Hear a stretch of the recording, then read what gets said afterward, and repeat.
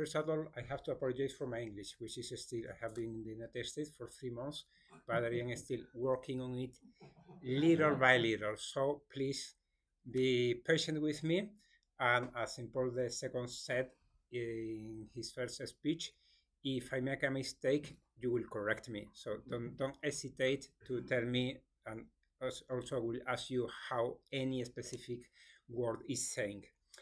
First of all, I will also to offer you some bibliography that might help you, that you can find there in the slides in the bibliography. That is a shortcut to a Dropbox in which you will file the slides in case they can be useful for you, and the and a text of a book from me from which I have taken these ideas.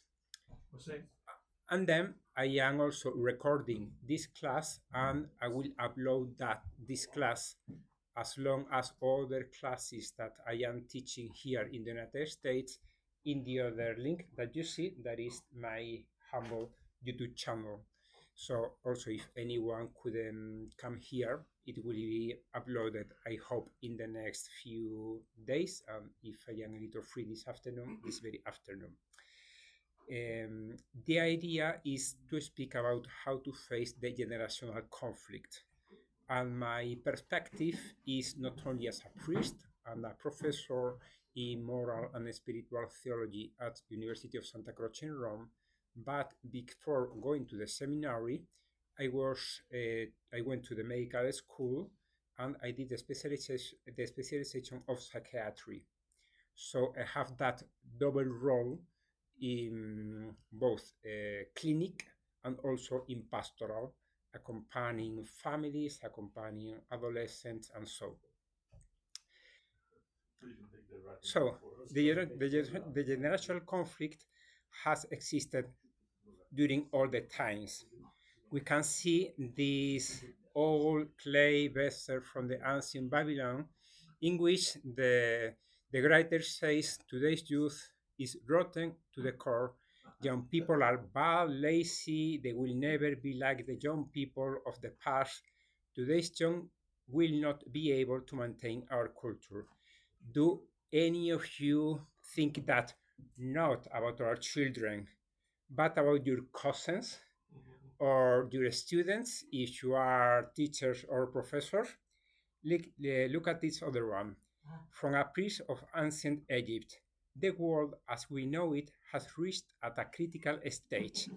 Children no longer listen to their parents. The end of the world cannot be far away. 4,000 years passed and the world is still rolling. This is from old Hesiod, from the golden ages in Old Greek. There is no hope for the future of this country. If today's youth were to take power tomorrow, because this youth is unbearable without any limit, it is terrible. And look at the famous Socrates. Our young love luxury, they are rude, they mock authority, and have no respect for the elderly. I think that any school teacher would agree with it.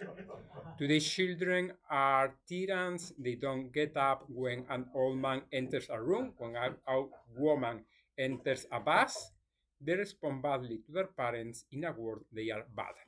So in your labs, I have seen that you more or less agree with all these phrases, but they are all fake.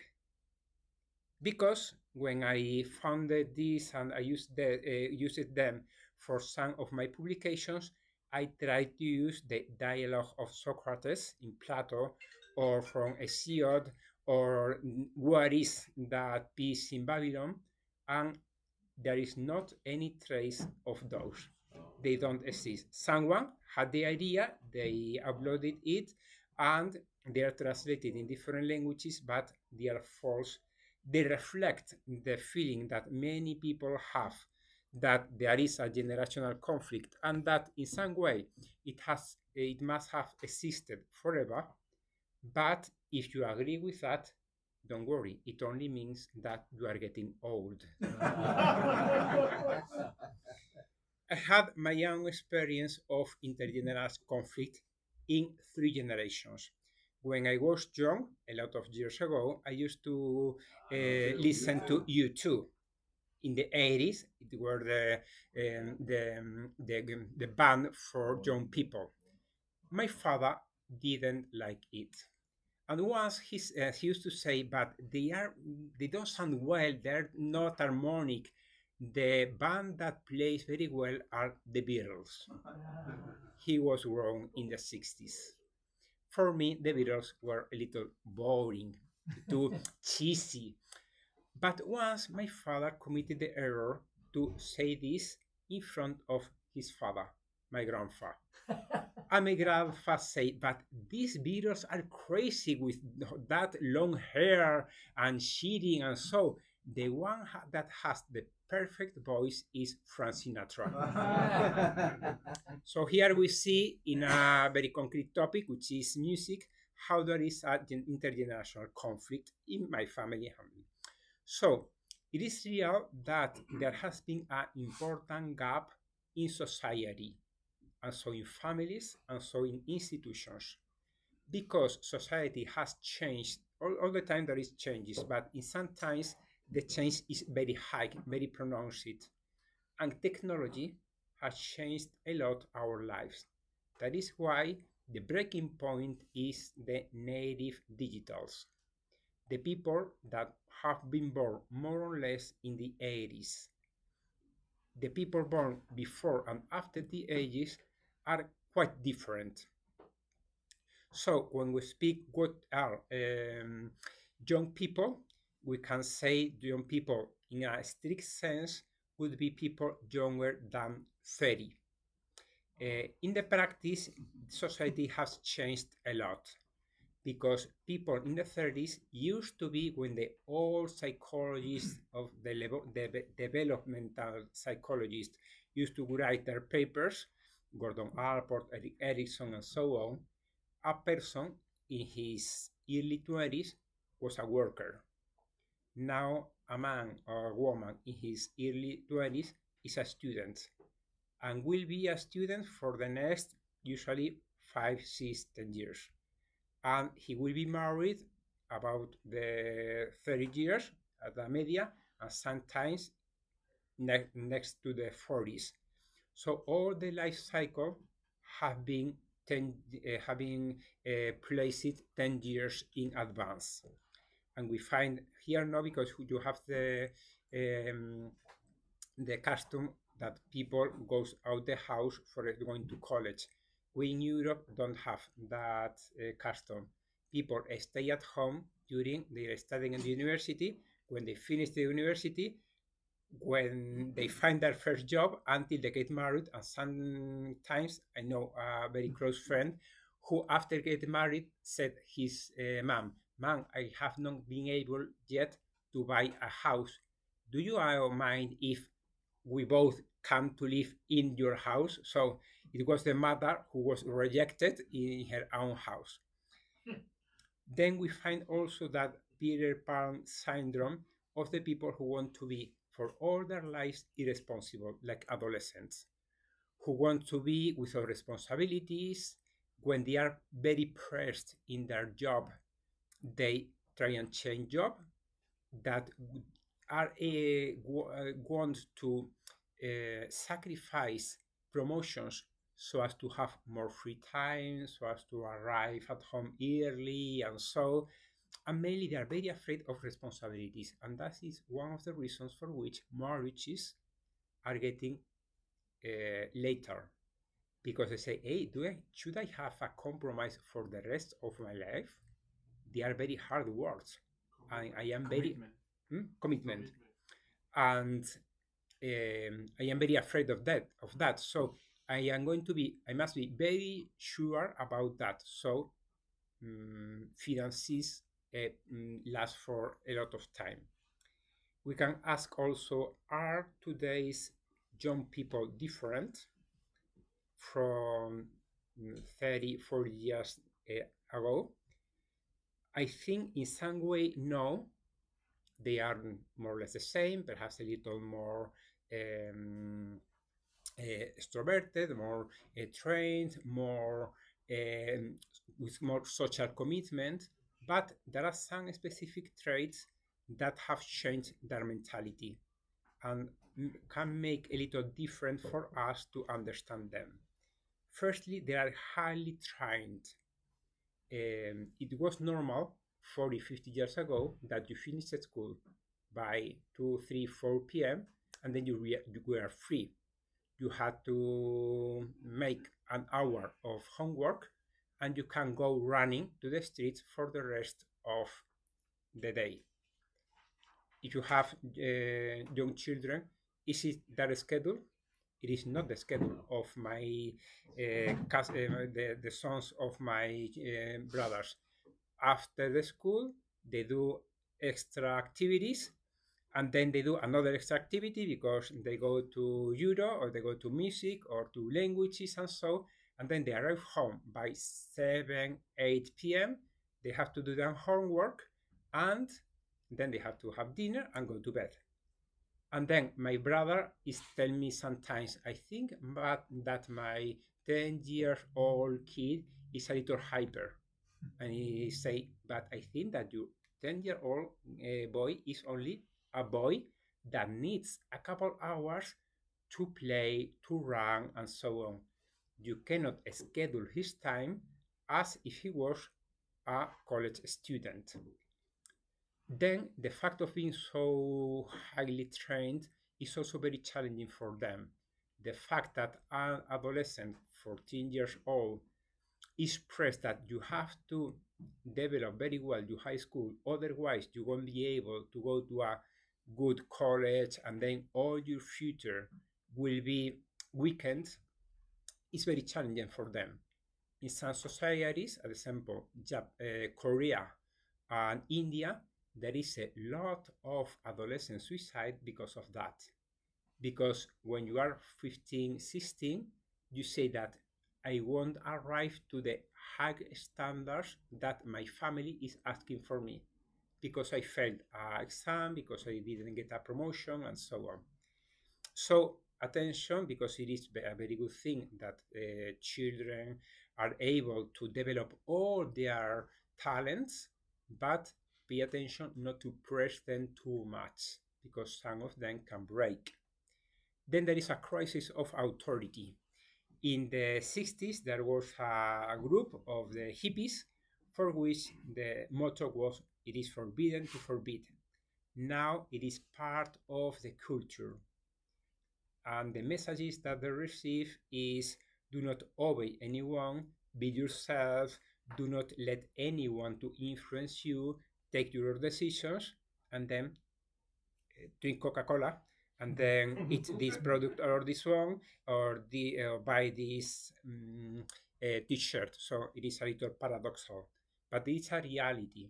So if that are the messages that the kids receive from the media, from the TV shows, from the movies, it is very difficult that having that operational system, when you, his father, tell him you should do this, he says, yes, father, of course, because you are my father and I trust you.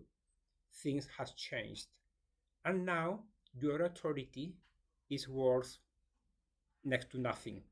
A little, yes, but you have to gain their trust.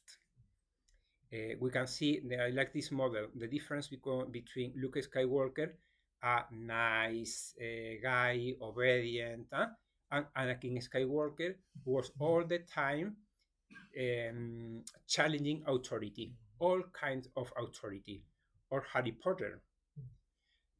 From the first book or movie, Harry Potter finds the rules of Hogwarts and automatically he says, how are you going to defeat, to jump the rules of Hogwarts? Independently if those rules are protecting me or are protecting the other people. And adolescents are growing in that culture, and that is the message that they receive. Many times there is a difficulty in stable relationships. 50, 60 years ago, it was normal that you spend all your childhood and adolescence until going to college in your town, village, and so on. Now it is more and more frequent that you change a lot of times because of the job of your parents. It means that you lose your roots and your uh, close friends, the childhood friends. It is very difficult. If the child has good social skills, he can make good friends. But if he's insecure, dependent, and with not so many social skills, he can become isolated.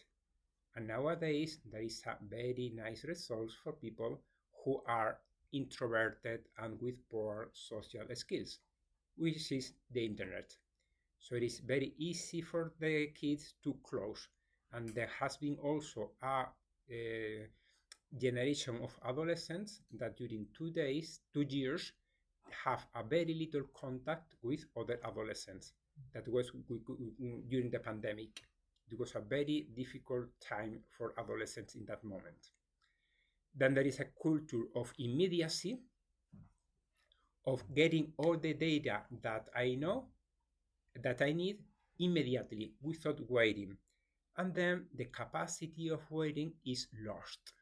And it is very difficult to construct the capacity of waiting when you have never had it, or when, like we other people, were grown in a moment in which, when I didn't know the result of my football team, okay, I will buy the paper tomorrow and I will see it. Now it is inconceivable by an adolescent. And they are very brave for multitasking, for having a lot of windows opens here and there, the cell phone, the tablet, the computer, the different programs, and they can manage very well all those windows. The thing is that they cannot focus on any of them. When I went to the medical school, it was very easy for me to study for 3 hours without stopping because I didn't have anything at hand. Now, for another lesson, when I speak to college students, I say I used to study 3 hours without getting up from the table, and they say, "You are a superhero." No, it is normal. You could do it. It is possible. Try it. Give your cell phone to another person and put your playing mode in the computer, and you will see that you will be little by little able to focus. Otherwise, don't tell me, no, I am a little hyper. No, you have a lack of virtue that also perhaps has influence in your brain, and then you have miseducated your brain. So let us go to the concrete. How do usually old people see younger people? Like, they can see that they are rude, they are not well educated, that they are disobedient, that they are very soft, they don't have the fortitude, that they are very sentimental, very dependent of their mood. If they are tired, if I don't like it, I don't feel like, that is a typical expression. They are a little naive because they don't have experience and they have great ideas, but you who have already suffered the delusion with those ideas say, hey, it is only a dream, but it is a dream impossible.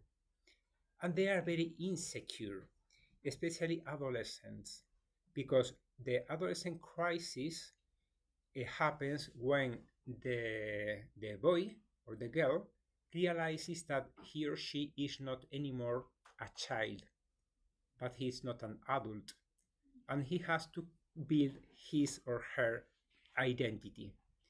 And then I am in the middle of nowhere, and I don't know exactly who I am, what I want to be, and where will life take me.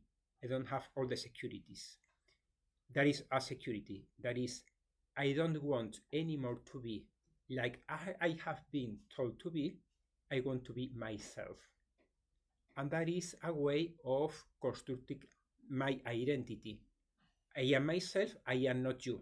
And you are that and mom, mainly that, at least for the boys. And it is normal. And it is the only way you say, no, you have to be closer to me. It will be more difficult to them to have an autonomous personality. And they need to have that. So that adolescent crisis is a normal stage in the life. So let us go to the harder slide. How do adolescents see us old people? They see us as rigid because everything has to be done like this. Why? Because we have built our security by trying and error.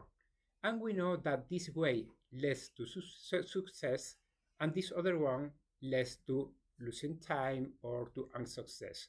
So we can force people to sacrifice, to ignore their necessity of exploration.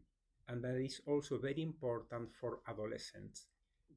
They never, but specifically now, they cannot be guided only by what they are said. Because is the education when they are children, they are said a lot of things. And if they are good kids, they accept. But that information is for them like a sticker, superficial on the skin. In adolescence, when they take it out and they think, do I like it? If they want, it becomes deeper, like a tattoo. And then it becomes really part of their identity, in general and in specific, also for religion. A kid that has been educated saying him, we in the family are all Catholics, good Catholics, and we in the family go to Mass. And if he's a good kid, he will say, I will go with you.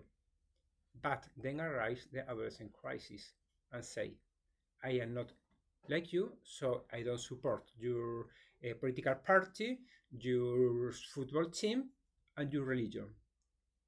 So I take out all of that, and then I have to decide if I want it for me or not. So part of it is a very difficult problem, and more in a society which is not Christian.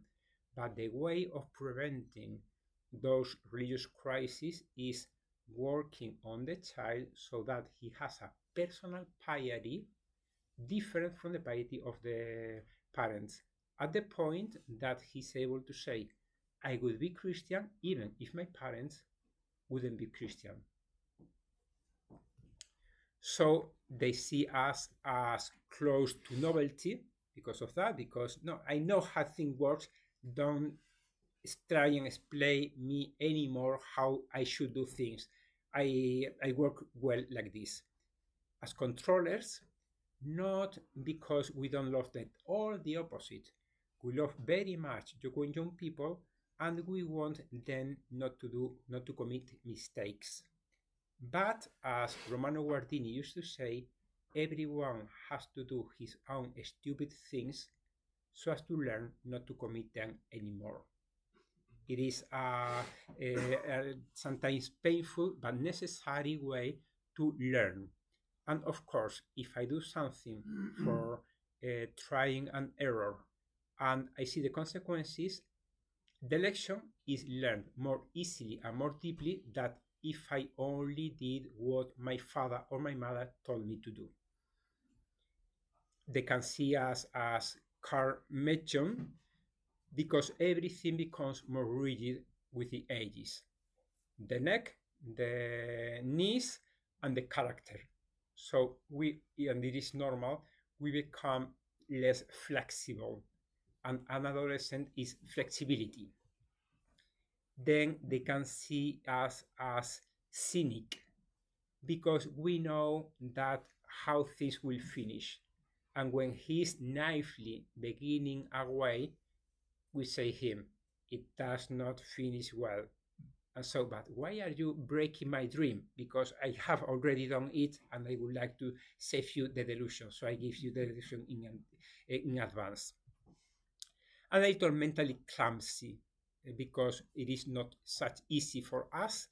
An example, switching on a new TV that for some of us it was much easier when there were only 2 3 channels and only command or so as to change it. Now you have to switch on a lot of um, devices, and it is much more difficult to open the TV and watching a movie. So we can say that young people, taking a medical example, might be like the famous stem cells. They are able to become everything, but they are nothing. They can become everything, but they don't work anything for now for anything. They are only potentiality that we have to help to develop so as to they work. But other people can be like the adult differentiated cells. You can ask a bone to be resistant, but not to be flexible. You can ask a muscle to be flexible, but not to be able to support weight. So that is adulthood. We get also specialized. And then we come to the question: is it possible a dialogue between young people and old people, between iOS and Android? So any of you can identify himself with one of the other operational system. It is possible, but you have to adapt rhythms. When you go to the mountain, if you want to go every one of you at his own rhythm, it is possible that you will arrive, but you will arrive everyone at a different time. If you want to go together, the people who is stronger has to slow down, and the people who is weaker has to go a little faster, so as to we arrive together. And in a family, we have to arrive together to a lot of places. Then, as Saint Josemaria used to say, to love with the defects, to love the defects of the other people. Your wife or the husband, and also the kids. It is part of how they are. And if you love the person, if you really love the person, you don't love the idealized person, but the real person with his limitations and with his struggles and with the limitations in which he does not want to struggle. That is also something that has to be loved. And now we face the main challenge of education, of any kind of education. Education in family, education in institutions, Christian formation, or formation in the General Motors. That has two components. Acceptance, I accept you, I love you as you are, and demanding. Although I accept that you are like that, I have to remind you that you might be better. And if you are or have only affection and not demanding, the person will not flourish, will not arrive at the top of his possibilities. But if you are only demanding without affection, the person will difficultly have a good self-esteem and self-confidence.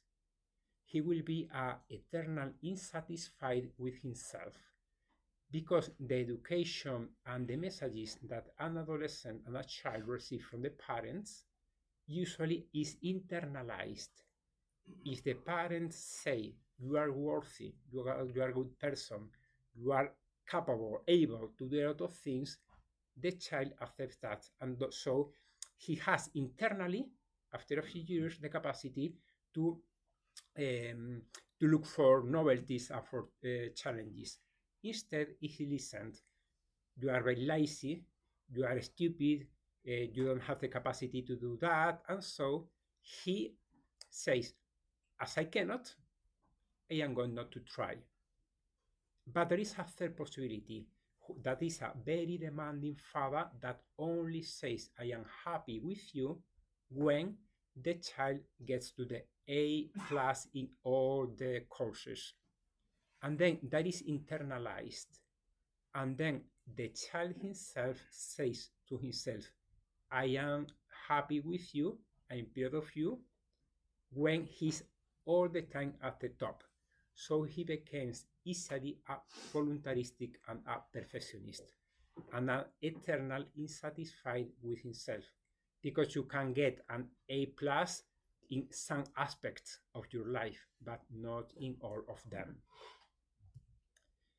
Then look at your friends and your families. It is also a help for both. Look at your friends' parents and how they have also the defects, and also for us, for the educators, for you, the parents, look also how the other parents deal with those challenges and learn also from the cope strategies of the other people. This is from Pope Francis, the three key words for a peaceful family. Excuse me, thank you, please. Not only for because out of education, because that is respect for the person. And attention, excuse me, I'm sorry, also with the kids. There is a kind of model of parents that think, if I apologize in front of my kids, I am losing authority. So even if I did wrong, I have to maintain that I was right. Instead, mainly with adolescents, you have to choose to show also your vulnerabilities. Because if you show yourself to your adolescent child only as a perfect father, as the one that do not have any struggle or any defects, if your child has not a good self-esteem, he will say, I won't be able to be as my father. So he will be very satisfied and he will renounce to the role of being as a father. And sometimes it is a cause, one of the many causes of a crisis of sexual identity. I cannot be as my dad, I cannot be a father, I cannot be a man. So I have to look to be another thing. Instead, when the father shows himself as a affectionate father, but also a good father, then the child and the adolescent mainly can say, I can be like my father. I can have a very nice family because my family is not perfect, but it's nice. I have also defects. Many of my defects are the defects of my father, and so I can find a family as mine. Is possible, even better. And remember always that charity is over efficiency, that it is more important to maintain the peace for human and also for supernatural reasons than to insist on efficiency and getting results and so. That's why I liked very much this quote of Monsignor Fernando Cadiz in his letter of January 2018. He says, speaking about family, the atmosphere of trust, that requires serenity, patience, with humor, with the human limitations. And so he says, this is the attitude of good sons or daughters that, although they may be convinced that they are right, exercise their freedom by seeking to protect goods greater than their own point of view. Goods such as unity and family peace, which are priceless. So, take it in mind when you are angry with your kids, and perhaps your wife is saying, I think that we can close their eyes in this occasion. And you say, no, we have to be fair, and justice have to triumph in this house because we feel like the Avengers, and we are going to do a civil war in the house because of a very small reason. So in that cases, remember this quote from the father. Let's go. Suggestions for adults. Uh, Remember that life is change. You cannot live in the old nice times because they don't exist anymore, and perhaps they didn't exist at all. Allow the kid to learn by trial and error. Support, let them to learn, but if they fail and they come to you, avoid to say them, I told you. It was clear that you would be unsuccessful, because in that case you are losing his trust. You are blaming them. A typical phrase from an adolescent: trust me, don't control me. Let me to explore the world and let me do it by myself, because I am adolescent and I need really to do it. So strengthens unity without annulling, cancelling a healthy critical sense. Now the critical sense is very inside the society. And when you say you have to do this like this, because we have always done that, automatically a young man says, if it has always been done thus, it is time for a change. So the speech has changed. Distinguish the necessary from the accessory. One of the professors of the university says that in a house must be a lot of rules. He has a great pastoral experience.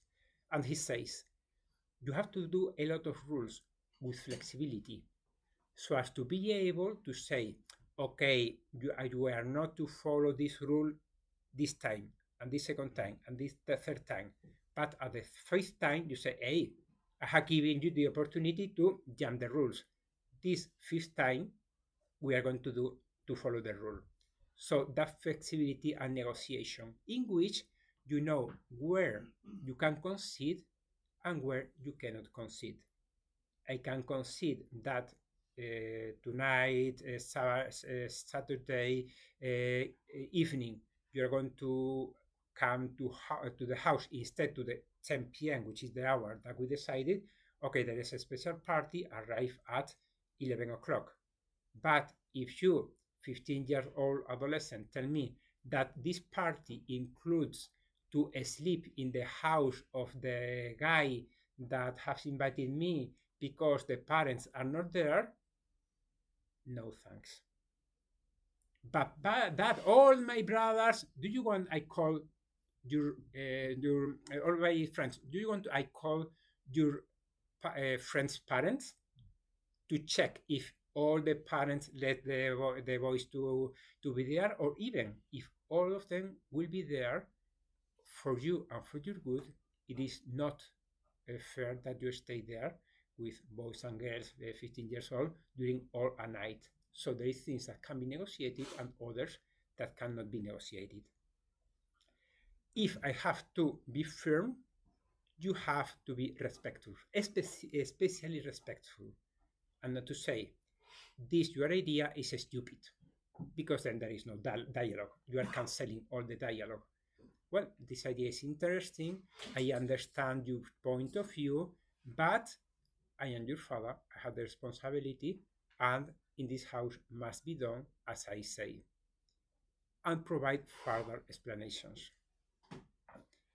Leave the spiritual fatherhood or motherhood, not only the physical, but only feeling like the father of not only the body, but the spirit. And it is very important for Christian formation.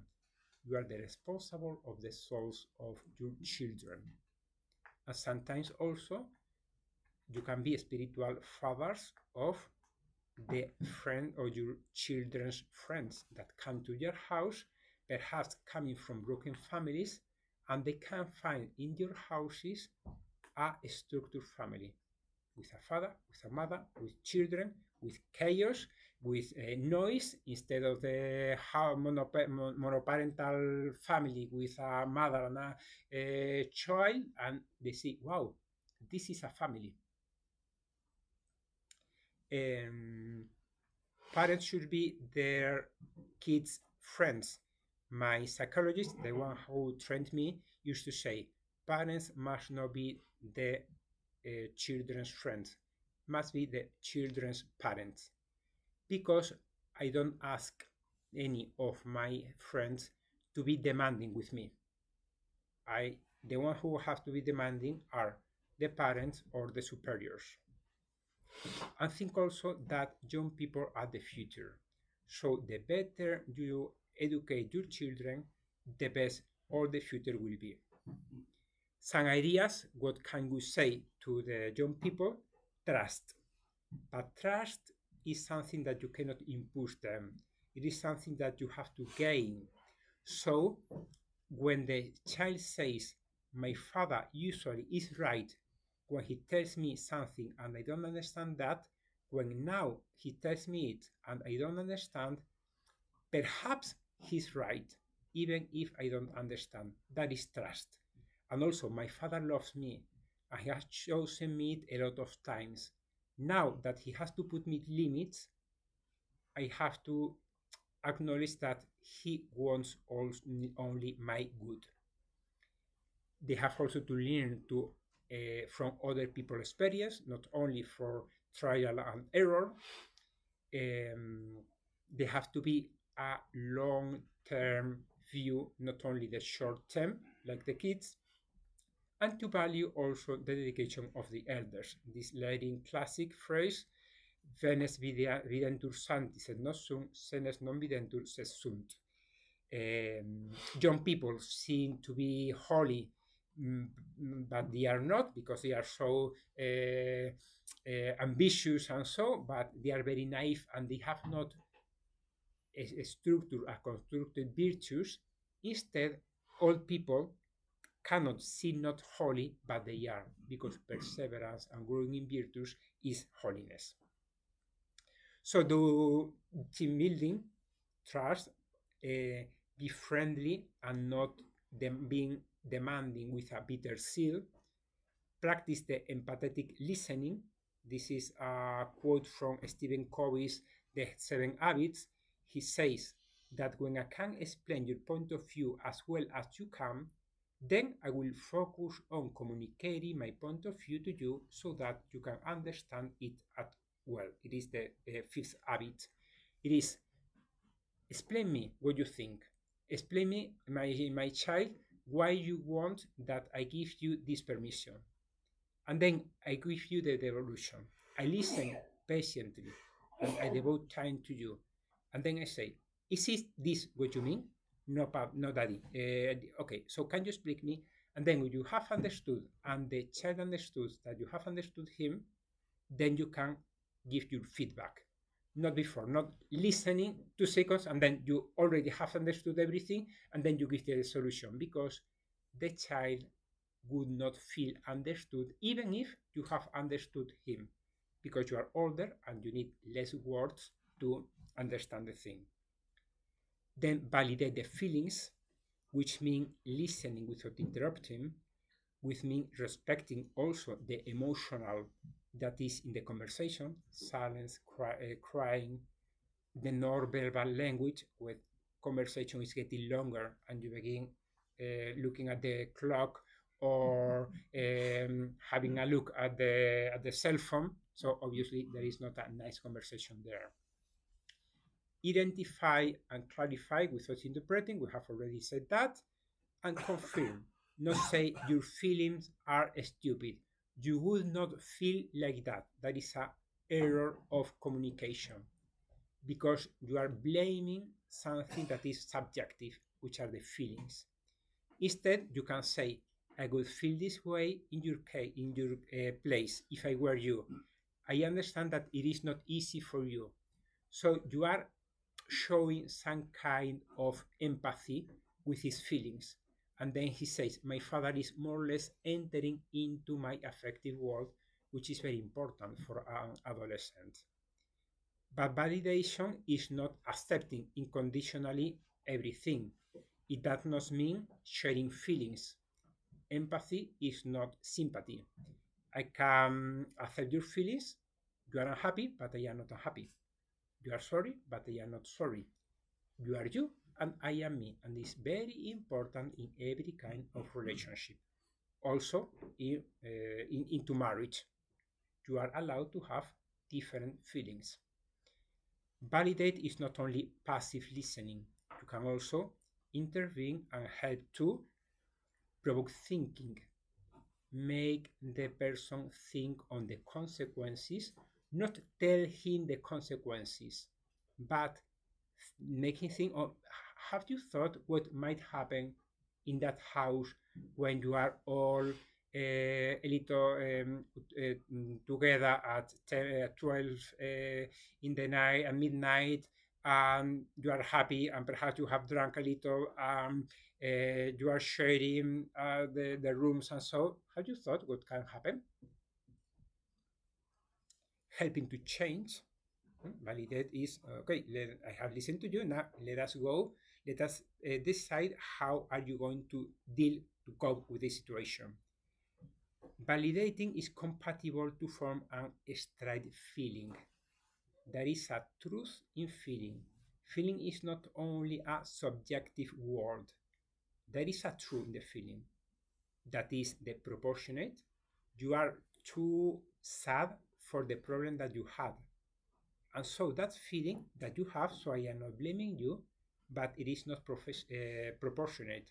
So there is something false, and you have to educate your feelings. Not you have to educate your child's feeling, but the child is responsible to educate, to train his emotions. That does not mean to repress the emotions, to act independently of the emotions. It means to listen to them and then to decide rationally if I follow them or not. Life is a marathon, and every marathon runner says that at some point, next to the, I would say in kilometers, in 30 kilometers, that might be like the 15th mile more or less, the body and the mind are telling you, stop, I cannot anymore. And all the people who run a marathon has that. I don't have, but it is very sad. And then you have to say, I have to go forward. I have to break this barrier. If you do, you will finish the marathon. If you get trapped into the thought, you will retire. So the same is with other feelings. Obviously, there is a risk of becoming voluntaristic. But it is only when you do not only challenge the feelings, but when you don't read them and when you don't accept the feelings at all. Involvement. It is very important, mainly with older adolescents. Why does he not care of the jobs that we have given him at home? We have divided the rabbits and cleaning the kitchen and taking care of the boys and so, and he's very responsible because he's not involved in his task. Let us go back to Stephen Covey. He said, without involvement, there is not commitment. Mark it down, as take it, circle it, underline it, no involvement, no commitment. And if you want that the children be committed in the family life, you have to involve them even in the decisions. Which car are we going to buy?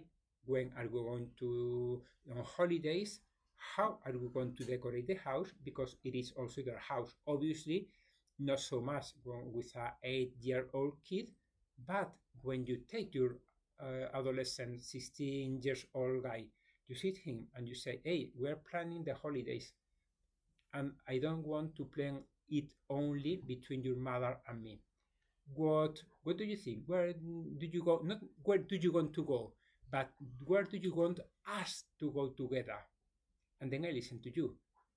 And if I don't follow your suggestions, I will explain you why. To finish, this book is very recommended because he shows the different languages of love, of manifesting and receiving love that all the people have. You have also to know how the sensitivity of your children and your wife, of course, are, in order to speak to them in their language, in order to offer them the love in the way that they will appreciate it. So that's it. Thank you very much. Perhaps we have some minutes for questions and answers if it is not too late. Great. Thank you. Thank you. Yes. Thank you. Yeah. One thing that has come up that I think I've seen in my family, Mhm. marriage is oftentimes delayed by two things. One is desire to complete educational process, sometimes graduate school, without getting into a family, because combining the two is a challenge for anybody, but especially I think for today's children. But the other thing that I've observed in my own family is it's been hard to find a good marriage partner. The formation of children is not as even as it used to be. You can't rely on the support of society. There's kind of a narrow cut of people out there that will be a good partner for life. And so it takes time to find that partner. Yes, it is very difficult, and mainly for girls, they have more problems because two reasons. Because for a male, usually girls are a little more conservative, and it is statistics, they are more Catholic women than Catholic men.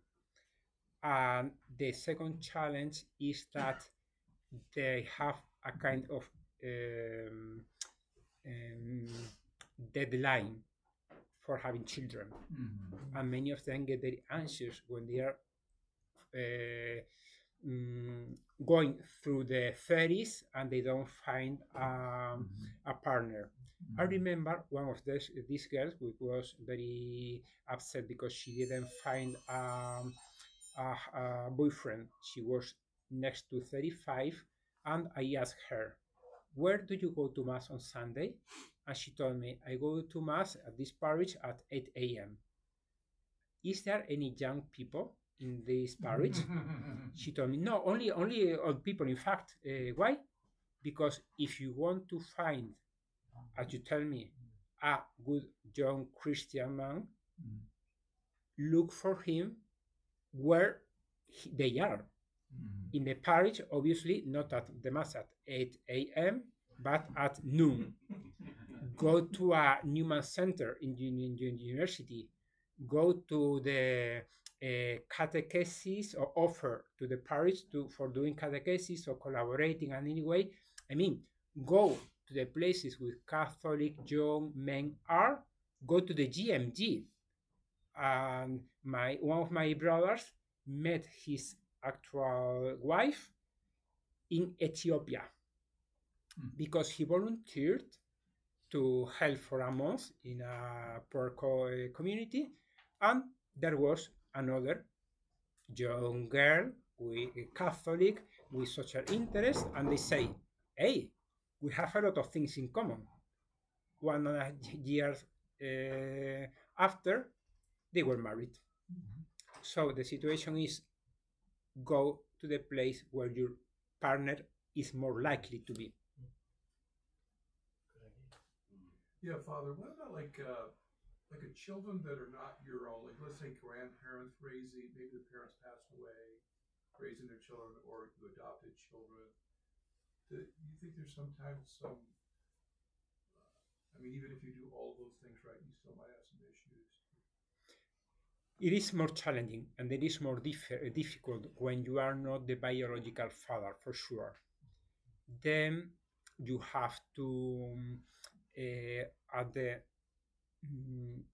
at the moment in which it is more prudent, and there is not a moment perfect for doing that, you have to explain him or her that you are not the biological father, in case that you adopted them when they were infants.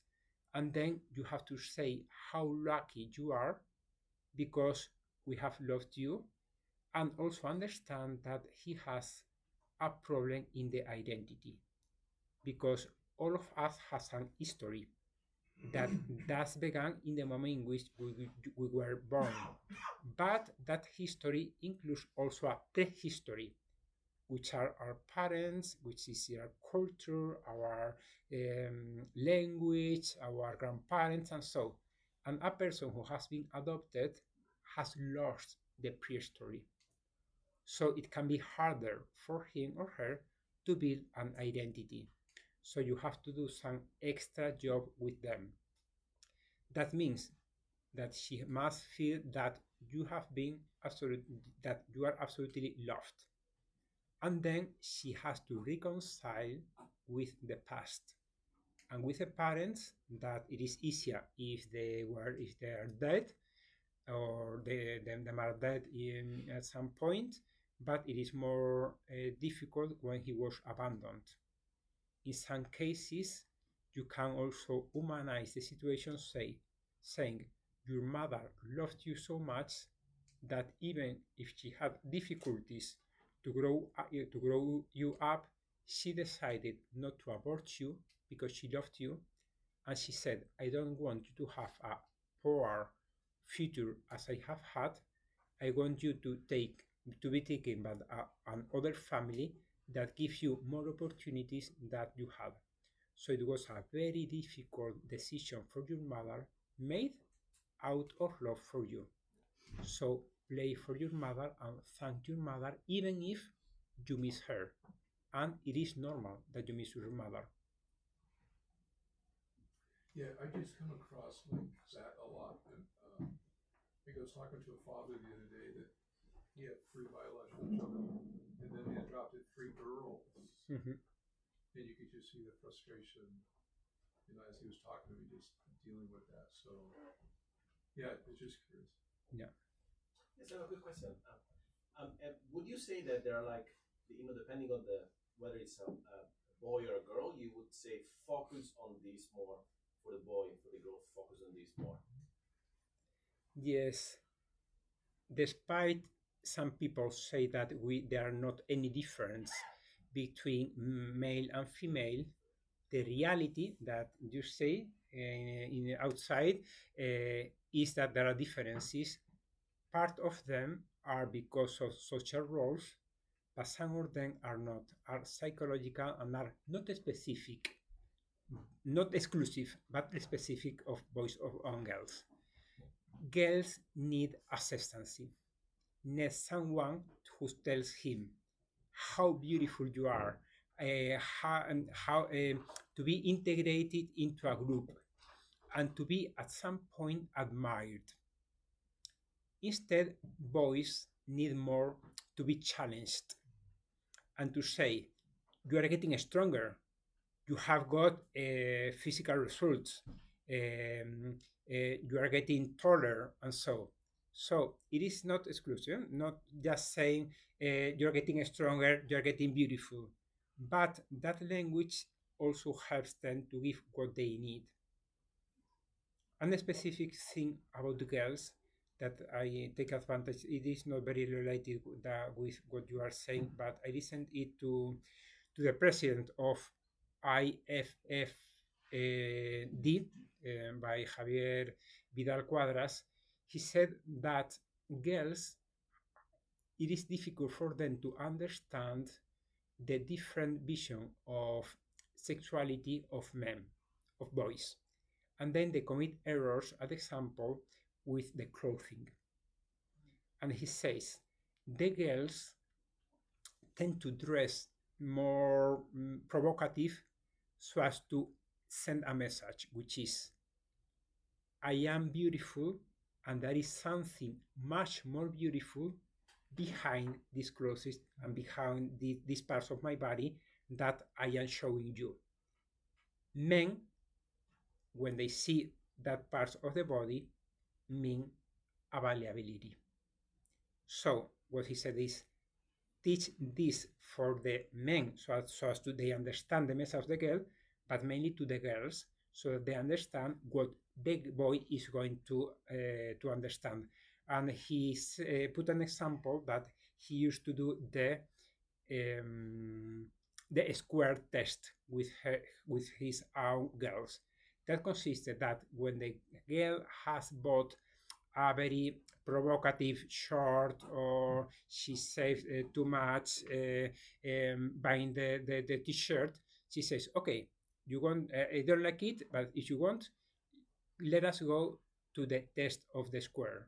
That means go to the square in front of the house where there are a lot of adolescents here and there with playing soccer and football and that, and go do a round with a shirt. And she said, and he said, many times the girl arrived home red of anger because of the comments that she had heard and the sight that she had received, and she took out the shirt and she put it at the end of the deepest of the closet, because she understood that what she wanted to transmit had not been received by those people, and she wanted to be sexualized. That is the problem. Obviously, it also requires education for men, obviously.